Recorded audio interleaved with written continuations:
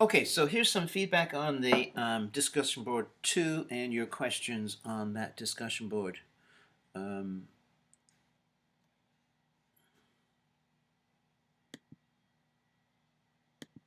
Okay, first question from Casey.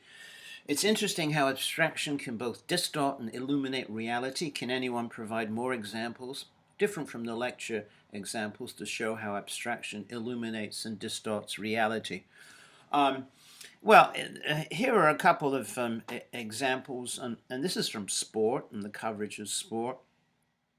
If you watch NFL, if you watch football, there's lots of analysis after a particular touchdown or any particular play, and you probably can think of the times that they freeze the frame and then kind of write on the frame to show you just the movement of particular players and how they do fake runs and things like that.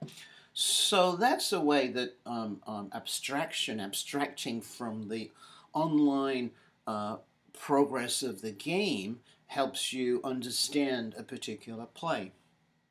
And you can also say the same thing about slow motion in sports. When you slow something down, it helps you see things which you couldn't have normally seen, right? Now, we don't in reality see things in slow motion. We see things in a particular one type of time dimension. So slow motion is a form of abstraction, but we can see things very clearly. Other times, of course, it distorts. Watching a game on the TV is not the same as being in a stadium. You can see far more in a stadium. You can see lots of things on the TV. You're seeing a particular frame that's been chosen by the camera person. And if you think in terms of soccer, especially often games finish with penalty shootouts, and the way that the camera shows the actual person taking the penalty and the goalkeeper is really quite a distortion, because it looks kind of difficult to score that penalty from the way it's portrayed on the TV. But in reality, if you're on a soccer pitch, it should be duck soup to score a penalty, because it's a huge, the goal is relatively pretty wide in terms of where you can put the ball.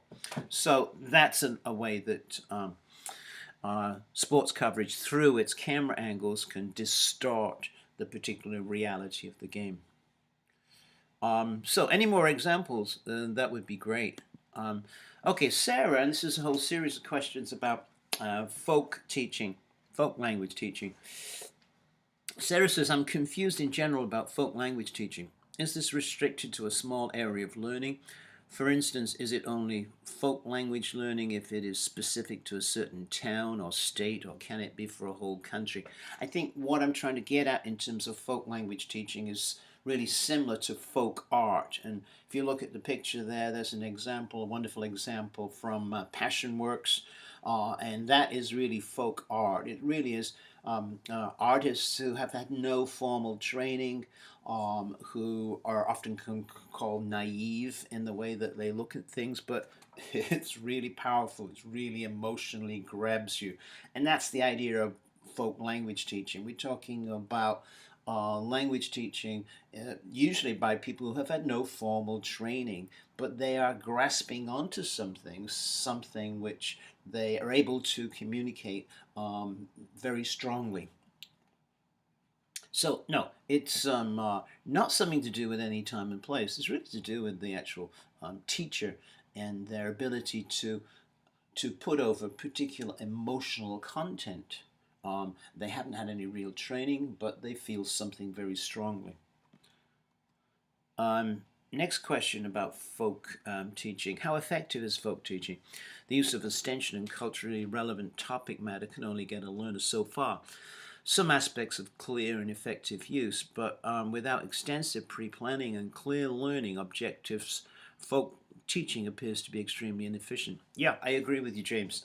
It gets you a certain way, and that's the whole point. That's the whole point about why we have particular training courses like this, certificates like this, is to go beyond your instinctive reactions to what you should do in the classroom, to get you to think a lot more about all the different options you have.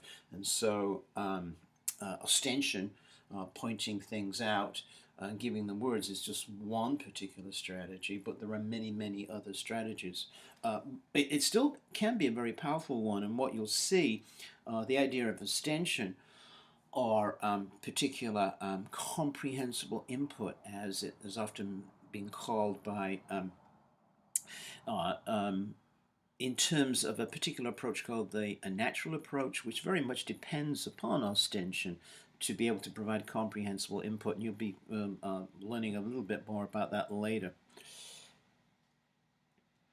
Catherine says, how can teachers incorporate folk teaching in all levels of language learning? How can they set up lesson plans to incorporate folk teaching? Well, getting back to the notion of folk teaching, it is this sense of the person having something to communicate which they're able to do in the classroom. It's a very emotional response to language teaching. So it's not something that we can particularly plan for, but it is the allowing for teachers, often in the spur of the moment, to use whatever comes to them as a means of making that lesson more meaningful. Let me give you an example. I was watching a class, a teacher doing the practicum, and he was doing it all wrong, doing nothing that conformed to the kinds of principles of teaching that we've been discussing. He was very teacher-centered. He was going around the class one by one rather than darting around. And he was talking about things like grammar and stuff like that. And I thought, wow, man, this guy's not really learned anything from this particular program. But then I had to stop and look around at the students, and what I did notice is they were really totally engaged. They really liked this guy. They had a rapport, and they were hanging on to every word he said. So there was communication happening there, even though it wasn't the kind of communication that we like to see in the classroom. And so, for example, he had a certain ability to promote a rapport with a student, which is really an essence of, say, folk language teaching. That you're able, because you're very passionate, you believe in something in your personality, it just communicates. And that's the nature of folk language teaching. So it's not something we can plan for, but it's something we have to recognize that a lot of goes into language teaching is our own personality. Bailey says, since it's already been established that self-made materials are absolute best for teaching students how to speak English, is there any approximate number of just how many lesson plans someone would need to make themselves and have pre-planned for when they start to teach English to school children? Or is that something that you just sort of learn to do on your own? Well, a lot there. Let's unpack some of the things there. That particular assumption, it's been established that self-made materials are at the absolute best for teaching students. I would say that they are, because they've been constructed with the students in mind, with the teacher in mind, and there's a certain freshness and originality that is so great about that.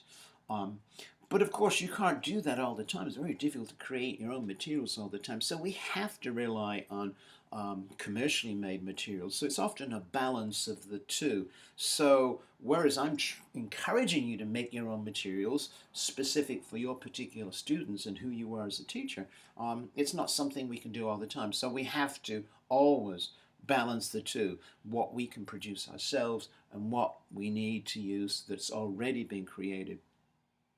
The next thing is about lessons already planned for school children.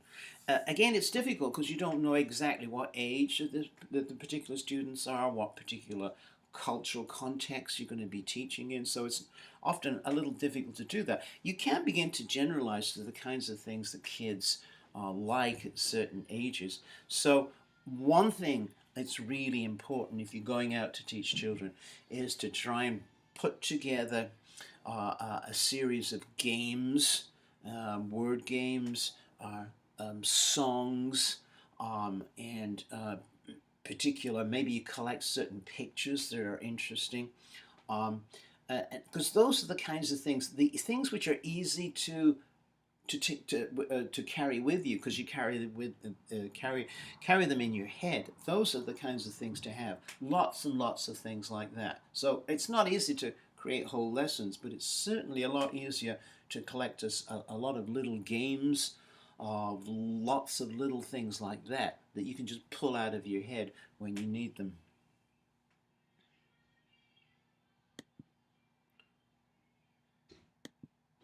Anthony says, what do you think about the idea of simulating conversation? Do you think that by controlling the scope of the dialogue that it obstructs learning the natural flow of conversation, which is largely improvised, that encompasses normal communication? So probably this is another example of, of abstraction and simulation in a sense. If you think of everyday normal conversation, it tends to be highly motivated by the people involved in it, right? Um, One of the problems when we're conversing with a second language speaker is that motivation to maintain the conversation on the behalf of the student, the second language learner, is always restricted by the lack of fluency in knowledge of the language. So we are going to try and structure that conversation to allow for those for the inadequacies that the student has in terms of being able to express themselves in real time. So let me give you an example. And here's a cultural context. In the context, I taught for several years in Japan, and one thing I learned about a Japanese classroom is that it's very difficult to talk to students in a classroom setting. Much easier to talk one-on-one with students outside the classroom, but in the classroom, it's very difficult. If you ask a question, an unaddressed question, no one's going to answer it. If you address the question, say, to one particular student, what you find is that student will immediately talk to her colleagues, his or her colleagues next to them, before you get the answer. That's part of the cultural context of a classroom in Japan, where there are particular strictures against drawing attention to yourself. So you're supposed to be more modest and not just respond, but to work together as a group and then respond. Well, you can imagine that takes a long time for a conversation to get the answer to the question. So in that situation, it's often a useful thing to actually write questions on the board so students have a chance to prepare themselves. And then once you ask the questions, they've probably had time to think about it and will give you a response. So in that sense, you're structuring the conversation. And that's something you probably will have to do in a second language classroom. And that's a kind of a simulation. And if you think in that situation, it's the teacher as talk show host. You have to be ready to prompt and structure the conversation.